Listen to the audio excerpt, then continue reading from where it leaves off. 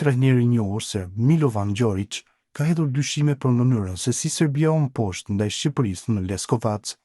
Në një intervistë për mediat vendase, ai ka lënë të kuptohet se ka dyshime që ekipi ka dhënë maksimumin në humbjen përballë kushëzimeve.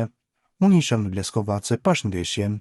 Kanë kaluar disa ditë, por jam ende i sëmurë prej saj. Kam një shije të keqe në gojë, nuk di çfarë të them, një ndeshje e çuditshme në një atmosferë të çuditshme, ndjehem keq. Lojtarët tanë hynë në fushë ndaj Shqipërisë pa shumë emocion. Ishte e dukshme që nga fillimi. Pse? Nuk e di. Ata bën gabime të pabesueshme. Mua më pëlqen Milosajević shumë. Është një xhavahir. Ai bëri gabim që në minutën e parë dhe nuk doli më nga ngërçi. Gjatë 90 minutave ndodhen gjëra jo futbolli. Kur i gjithë skuadra, një lloj si ndeshja ndaj Panathinaikosit në Athinë, sikur ta kishin kopjuar, tha ai. I pyetur më pas se mos kishte ndodhur gjë me lojtarët serb, si në rastin ku ata pretendojnë se janë helmuar me dashje në ngjarjen e Athinës në vitin 1971, Djorić aludon se kishte diçka tjetër.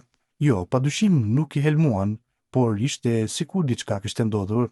Kishte një ndjesi të keqe, një ndeshje e çuditshme, ata mund të bëjnë shumë më shumë. Ishte e gjithë skuadra u ndal. Nuk është problemi kur ndalet një ose dy lojtarë, por e gjithë skuadra. Kështu vjen ditë të tilla në futboll dhe kjo ndodhi në momentin më të rëndësishëm dhe më të vështirë. Nuk do të thosha se lojtarët tanë nuk deshën.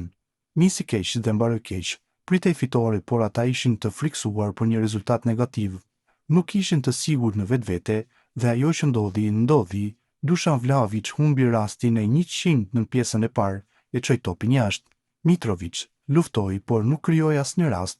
Nuk ishte mes fush. Rëndësia ndeshjes pat efekt mbi të rinj si Stanković e Samardžić. E gjithë skuadra luajti në nivel, tha trajneri i cili në karrierën e tij ka drejtuar edhe Jugosllavinë.